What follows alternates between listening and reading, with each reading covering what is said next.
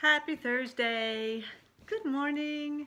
This is Asa Nilsson, Global Transformation Coach, serving women who are looking for concierge coaching services.com. All right, so this week, it's been interesting again. I have lots to be thankful for, because I set a goal last week. I set my goal and I made my goal. I put it out there and I got what it was that I was requesting.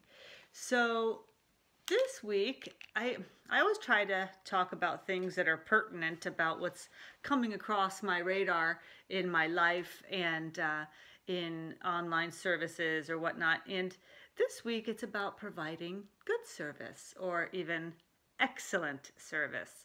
And I have gotten very accustomed to not getting good service. And something that I have always been priding myself on is I'm pretty in tune with other people and their needs.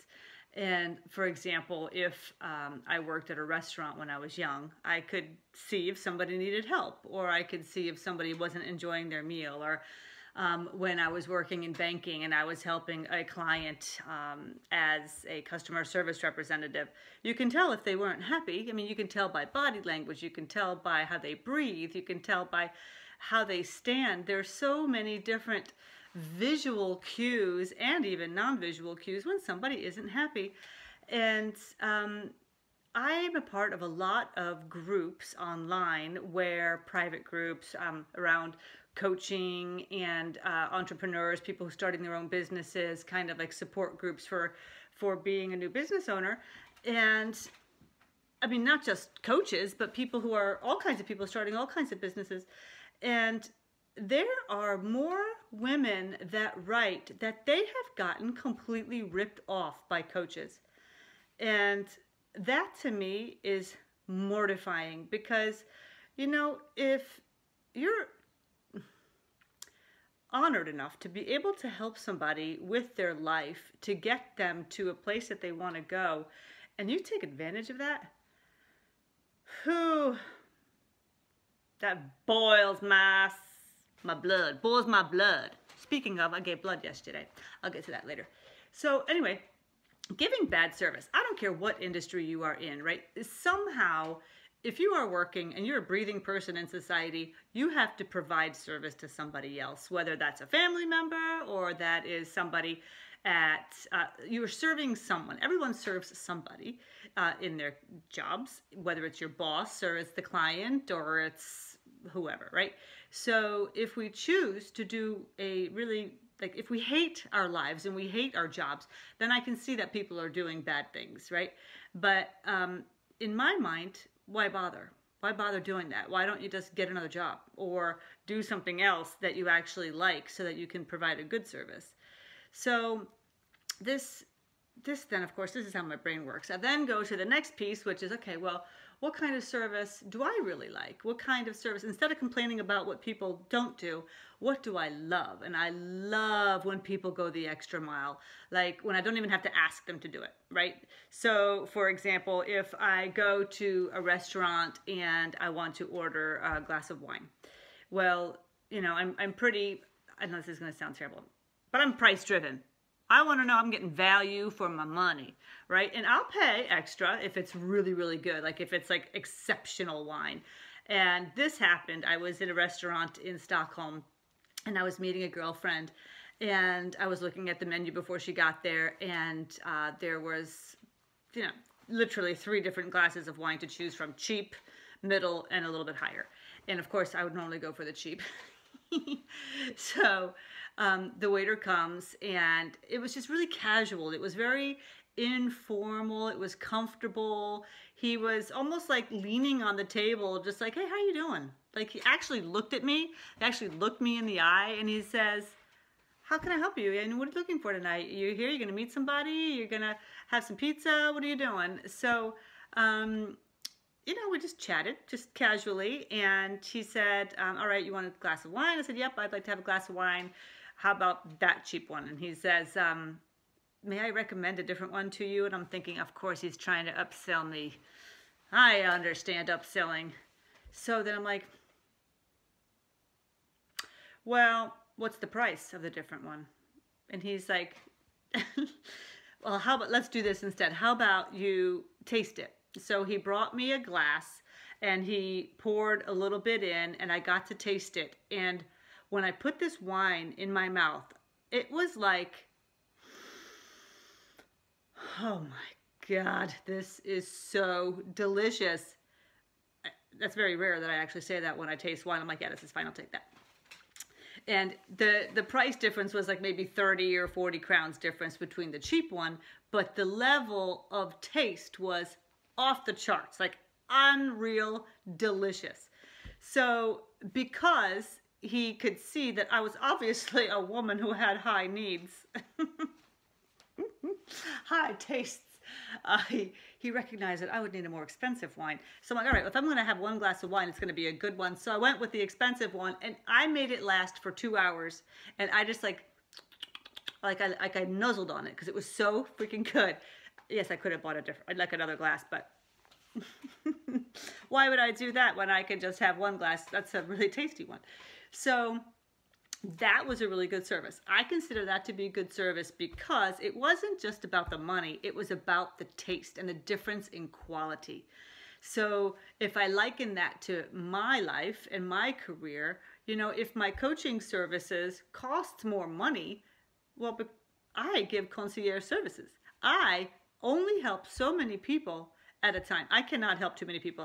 You know, like when I was selling real estate, there were realtors that can help like 40 people at a time. I'm like, far too many details. And there's no freaking way I could only help maybe 4 or 5 people at a time because I had to give excellent service. To me, that was more important than me making a couple $1,000s.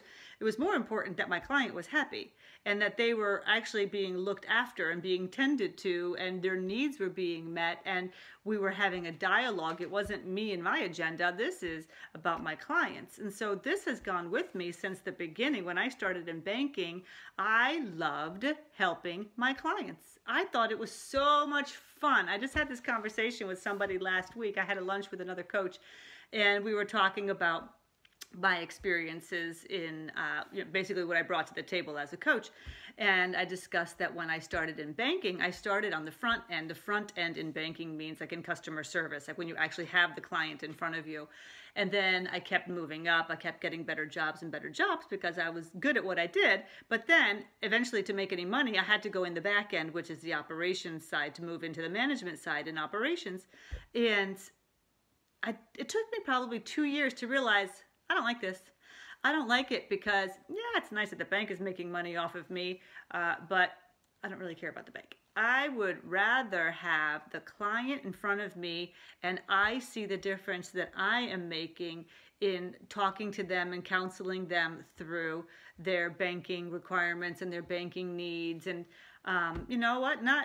There was sales quotas. There was all that stuff all the time. Like, I don't care. Nope, I'm a needs-based selling person. So if you don't have a need, I'm not selling it. I'll ask you if maybe you don't even know that you have the need, but you say no or you don't understand it, I'll explain it. And then if you still don't want it, that's fine.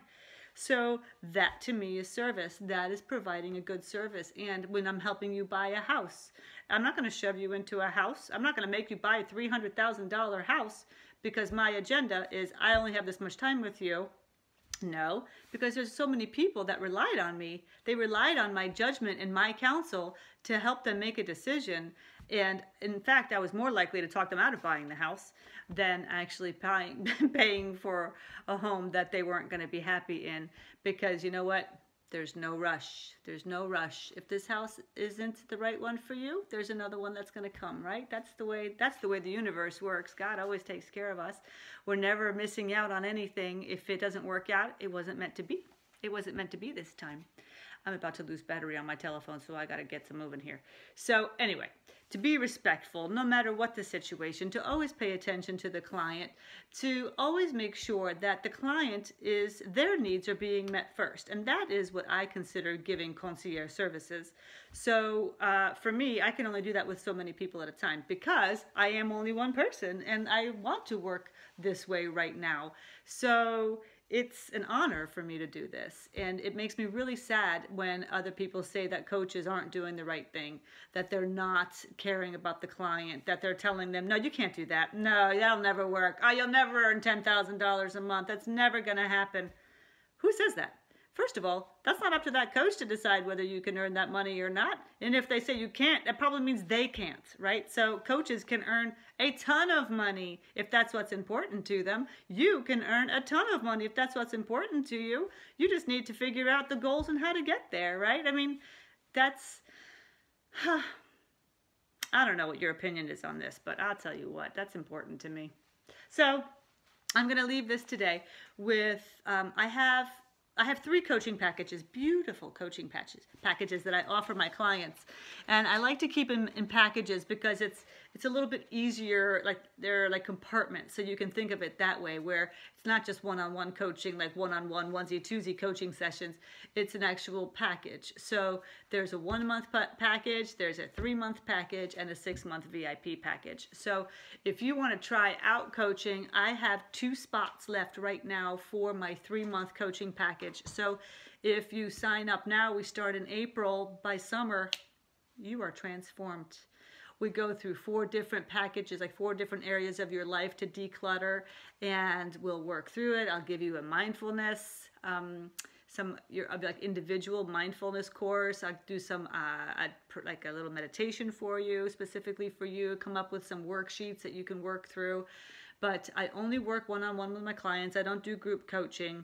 And I absolutely do provide concierge services because it is so important to me that my client knows they're number one. When I'm with you, I'm only with you. I'm not sitting here thinking about, I got to go. Listen, I got the next client, like knocking on the door, I got to go. I work virtually. Everything is online. Unless you happen to live in Västerås, Sweden, then I will be glad to meet you face to face. But I'm trying to keep my carbon footprint down to a minimum. That's why I work virtually. And it's also nice. It's also nice to be able to meet somebody like this just on a computer. And it works if you work it. It works if you work it. So, yeah, I have a guest coming in this weekend from Finland. We're looking forward to that. And I'm super excited that the spring seems to finally be coming. And I feel so grateful and so thankful to have you listening to my videos and giving me feedback. And, you know, where are you feeling? Do you have good service? Do you get good service? Do you give good service? Give me your feedback on that. I really want to know. And then also let me know if you want to buy one of my 3-month packages, since there's only 2 left. Or if you just want to do a trial one, like of the month package, you can do that too. That's obviously, it's 2 coaching sessions versus 6 coaching sessions. But it's a way to start. It's a way to start into coaching if you want to try it, if you want to transform your life, if you want to catapult yourself into your fabulous future. I'll help you get there, providing outstanding service along the way, because you are number one.